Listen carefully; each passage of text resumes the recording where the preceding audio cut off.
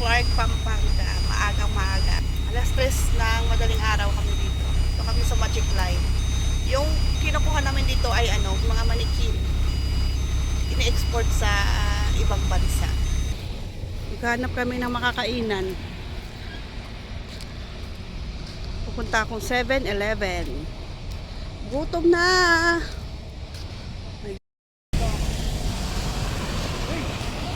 Tawid kami sa kabila.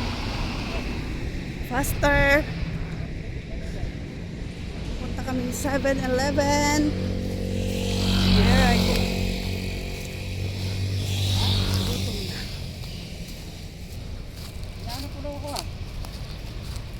Wala na manok.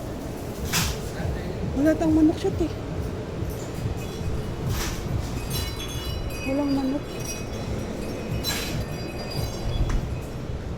Ano sa'yo? Wala mo na sila ano? Sopaw sa'yo? Ha?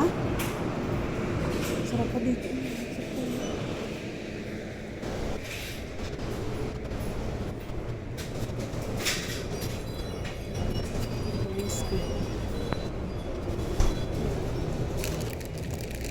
How much? Ito po pagkain.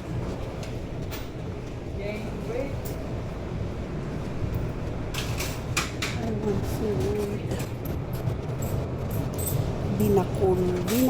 Binakol. Puchero. I think.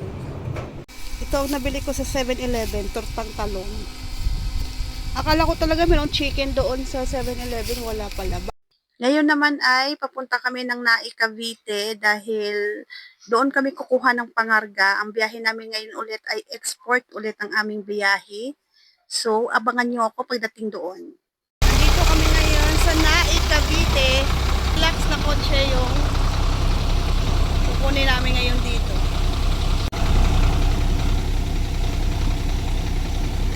Papakita ko sa inyo yung mga kotse na i-export yung Toyota. Ano kami ngayon, 13. Yung iba kaninang umaga pa sila patong. Kami ngayong gabi ginabi na kami. So, grabe, sobrang matraffic. Ayan guys. Hilux.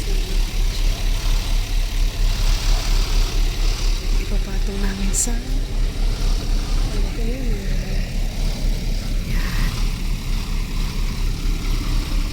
Punong-puno siguro yan dito kanina. Namin.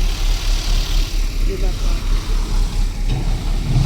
Sasalang na kami.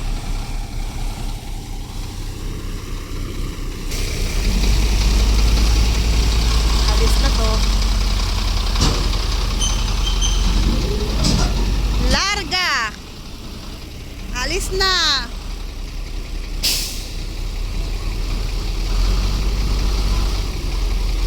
Alis na sila.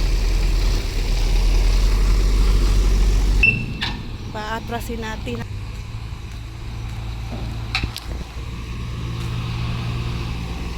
Yeah, atras! Yeah!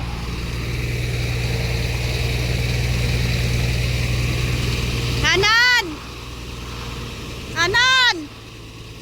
Eh! Kanan pa!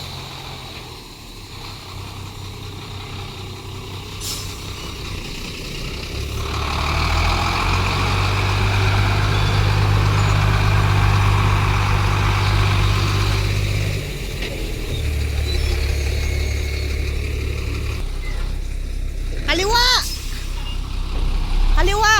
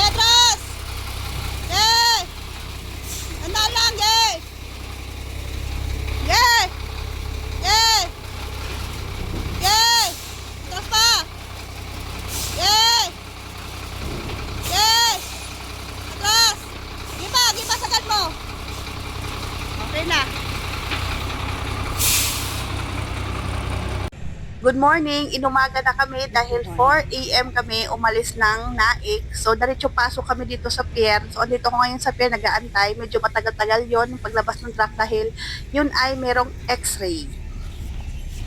So, ayun na nga, di ba kaninang umaga ay nagpasok kami ng export namin. So, ngayong gabi ulit, ang biyahe namin ulit ay export ulit. Kaya ngayon andito ako sa CY dahil mag-withdraw ako dito ng container. Ang pick up namin ito ay sa Park Pampanga, pero mga stop toys na naman yung pipick upin namin doon.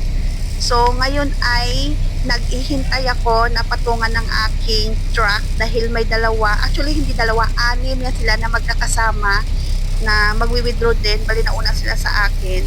Tapos, check nila mabuti yung container nila dahil medyo maselan daw yung, hindi pala medyo, maselan talaga yung pangarga nila.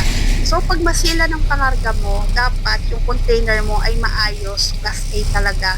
Yung walang mga butas, yung malinis ang loob, walang amoy, maganda ang sahig. Kaya nila check ng mabuti yan. At dalawang klase na container ang pwede mong withdrawin. Depende kung ano yung ipapa-withdraw sa'yo, standard at saka high cube. Sa kanila high cube yan, sa akin standard yung withdrawin ko. So pagkatapos nila dyan, ako na yung sunod. Approve na sa kanila yung container na yan, kaya kukunin nila yan, ipapatong na nila yan. At kami na ang sunod na papatungan dyan. At dito ko na lang din po tatapusin ang aking video. Maraming salamat po palagi sa iyong panunood. At hanggang sa sunod po ng mga video, God bless you all po at mag-ingat po kayong lahat. Thank you!